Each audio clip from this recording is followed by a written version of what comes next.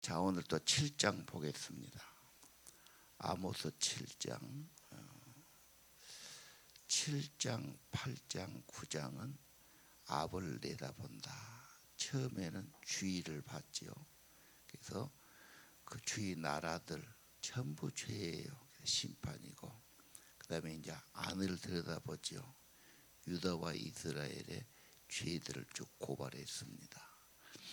자, 7장부터는 환상이 보입니다. 그래서 첫 번째는 황충, 메뚜기 떼지요.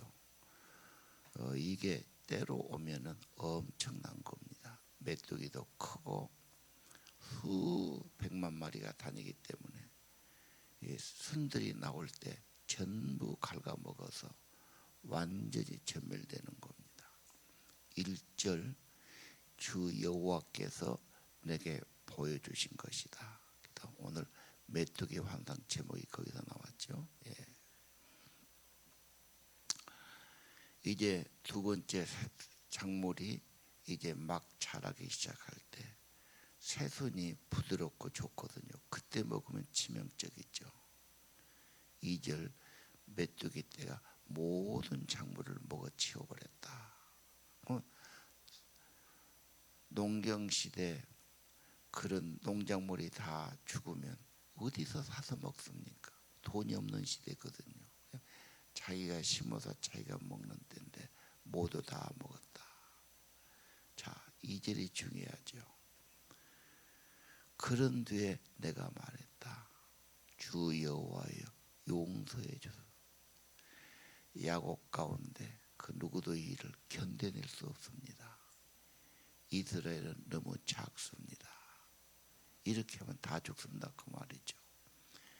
이런 중보기도, 이런 하나님께 호소하니까 하나님이 또 들어주시죠.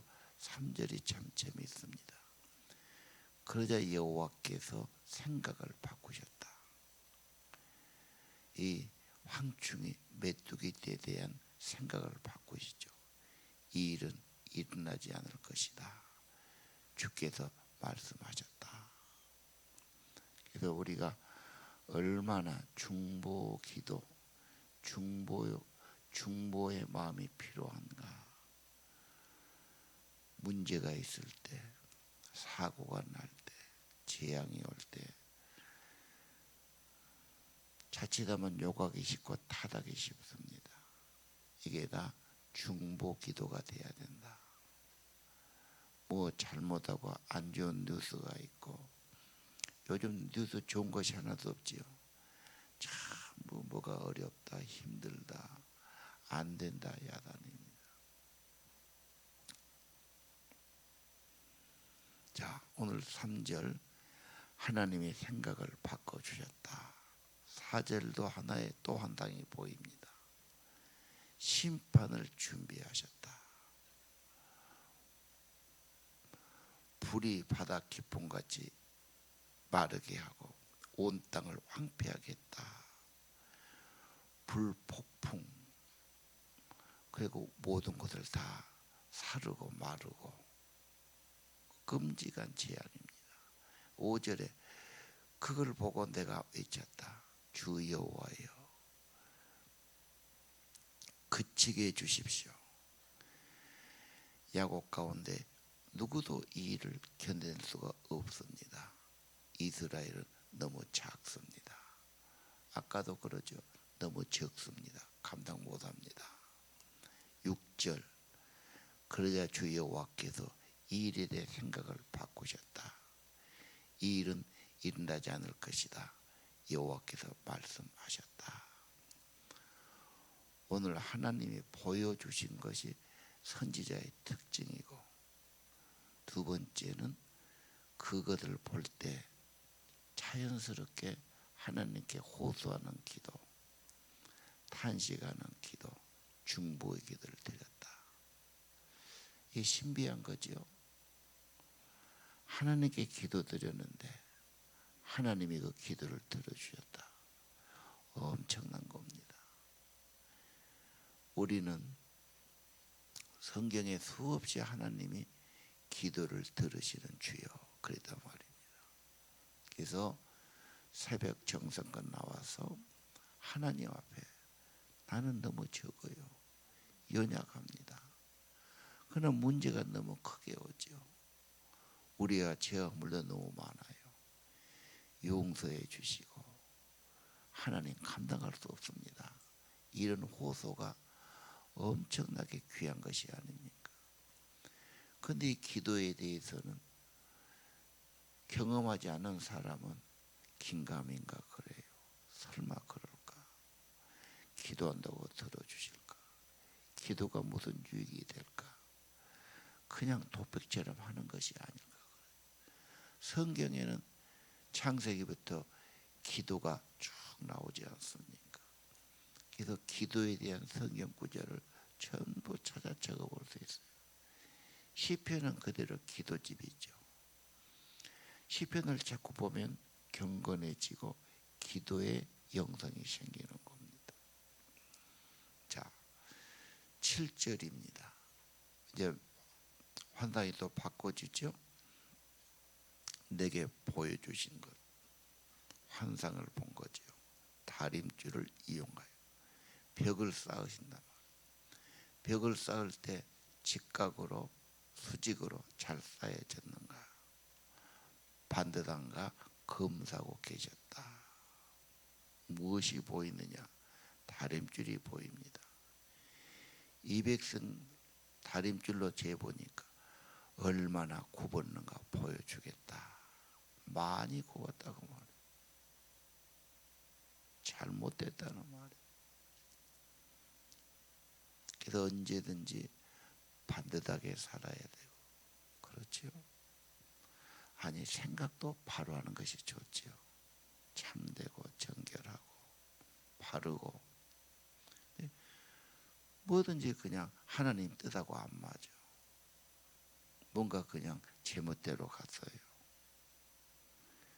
하나님은 다림줄로 재보신다. 반듯하게 살아라. 굽으면 이건 자연히 무너지게 되어 있습니다. 얼마나 굽었나. 불쌍히 여기지 않겠다. 그래서 황폐한다.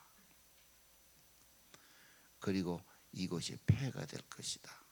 그리고 왕은 칼로 죽이겠다고 말이죠. 자, 우리 계속 죄와 벌, 하나님의 심판. 왜요? 하나님이 다스리는 분이니까. 주권자가 되시니까. 창조주께서는 내버려 두지 않습니다.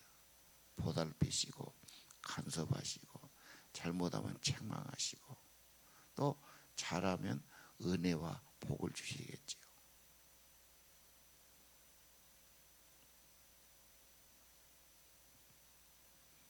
때로는 하나님이 오래 참으시기 때문에 이런 것이 없는 것처럼 하나님은 천천히 완벽하게 일해 가시기 때문에 얼른 이런 일이 안 이루어진 것처럼 보인단 말이에요. 그래서 하나님이 무슨 심판하겠나? 죄 지어도 괜찮더라. 이렇게 인간들은 생각하죠. 역사 속에서 보면은 반드시 하나님이 판단하시고 심판하셨다. 그래서 지금 오늘 다림줄로 지어보신다. 자, 하나님을 두려워하는 것이 경건입니다. 두려워하지요.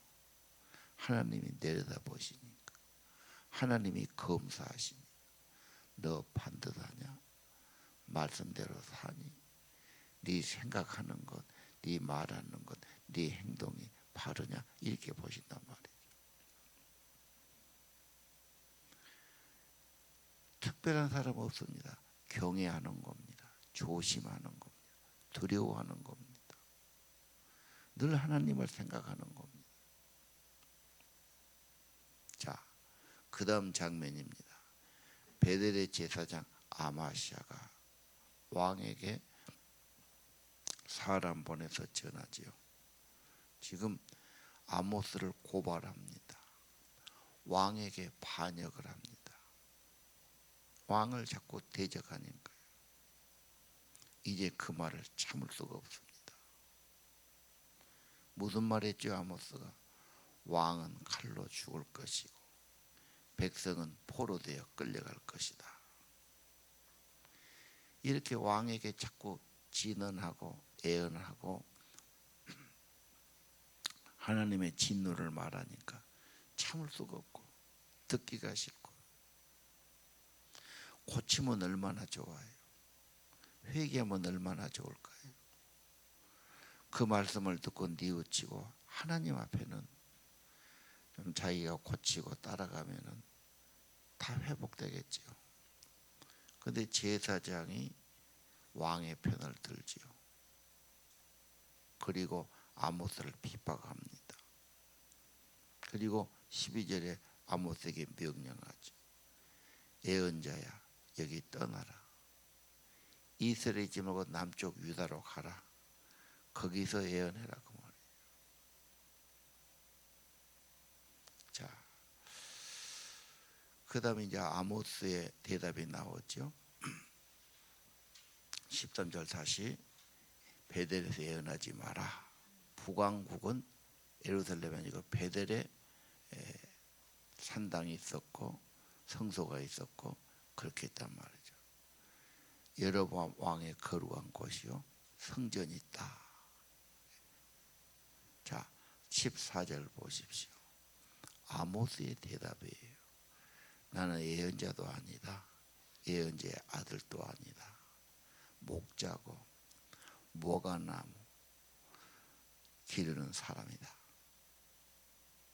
평범한 사람이죠. 평신도죠. 그러나 여호와께서 양떼를 치던 나를 불러내셔서 가서 내 백성 이스라엘에게 예언하라고 말씀하셨다. 이게 중요하죠. 많은 것을 생각하면 본문이에요.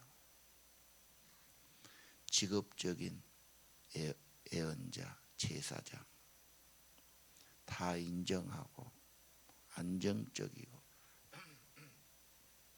위치도 있고 이런 아마시아에게는 말씀이 없어요. 그렇죠? 그런데 엉뚱한 아모스에게 하나님의 말씀이 임한 거예요.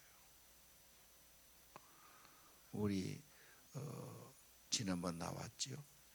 기근은 먹을 것이 마실 것이 없어가 아니다. 하나님의 말씀이 없어 기갈이다.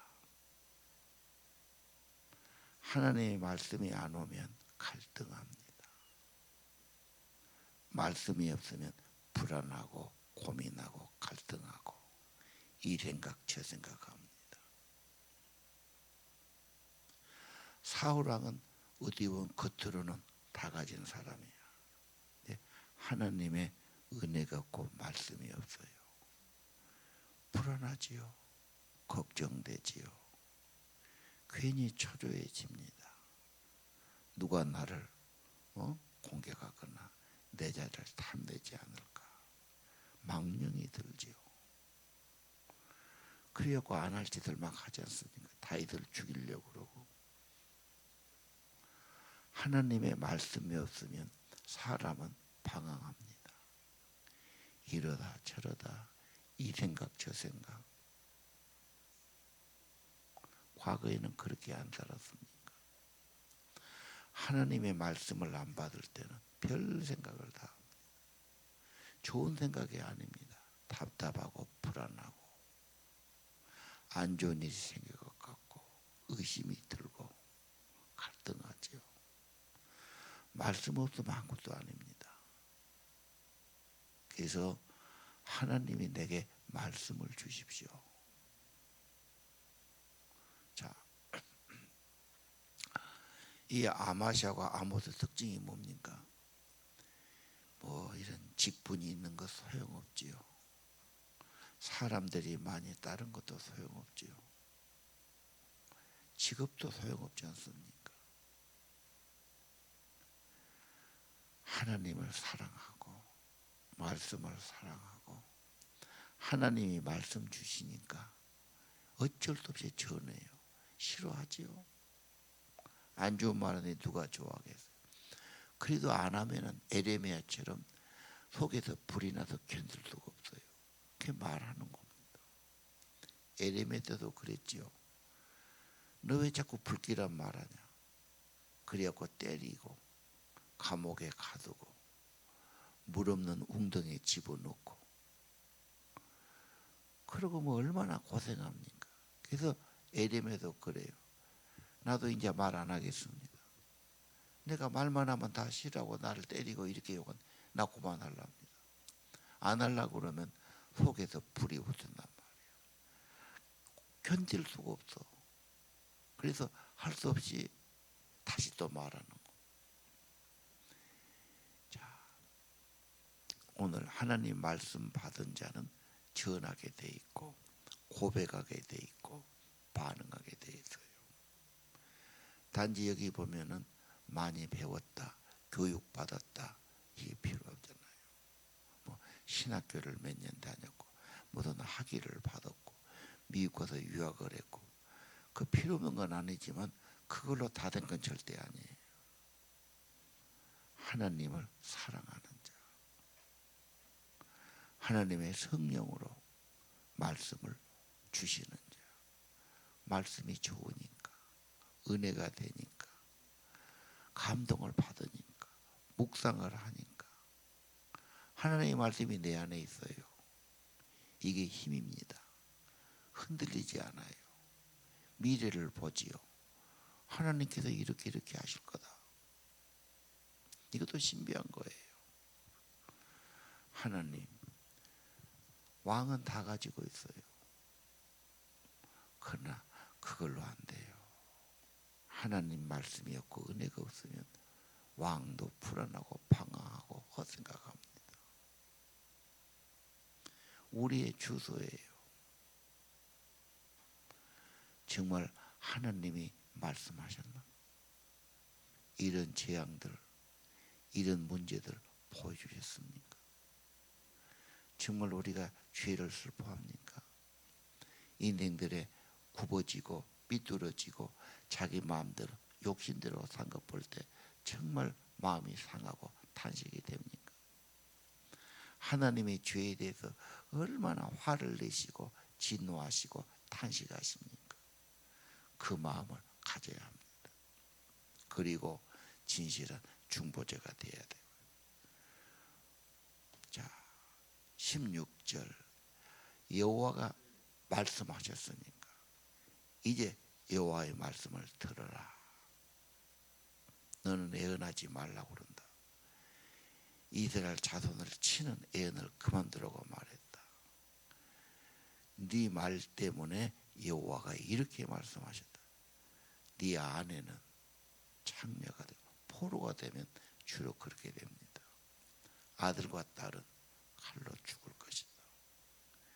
네 땅은 빼앗아 나누어 가질 것이다. 너도 낯선 땅에 끌려가서 포로돼서 죽을 것이다. 얼마나 비극적인 말이에요. 이런 말 듣고 편할 수가 있어요. 재앙 중에도 끔찍하죠. 아내는 그렇게 되고 자기 자식 아들 딸이 죽은다는데 이것처럼 기가 막힌 일이겠어요. 이스라엘 백성들이 다 포로가 되죠. 사실 30년도 못해서 그 일이 일어났다니까요. 그런데 그 말을 고지 듣지 않지요. 왜? 사람들의 말이 많아. 괜찮다는 사람이 많아. 지금도 수없는 말이 텔레비도 날마다 말, 아나운서도 말, 뉴스가 나오지. 주위 사람 말은 세상의 말은 엄청납니다. 하나님의 말씀은 조용합니다. 제발 하나님께 큰 비중을 두시고 하나님 말씀을 진지하게 받으면 됩니다. 묵상하면 됩니다. 그리고 하나님을 경외하시고요. 하나님이 이렇게 될 거라고 보여주셨어요. 중보기도 중요하죠. 회개가 중요하죠. 하나님 말씀 받고 중보 기도하는 새벽 성도 되기를 바랍니다. 합시다.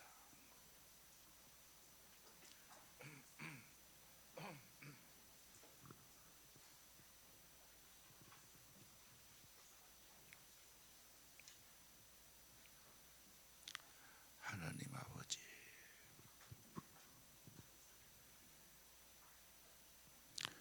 우리 새벽 성도들 하나님 말씀 주시고 세미한 음성 하나님의 말씀 저들의 심령 깊은 곳에 있기를 원합니다. 하나님의 약속을 붙들고 믿음으로 소망으로 살게 도와주옵소서. 오늘 아모스의 중보기도 하나님 우리 새벽 성도들 중보 기도의 은총을 내려 주옵소서.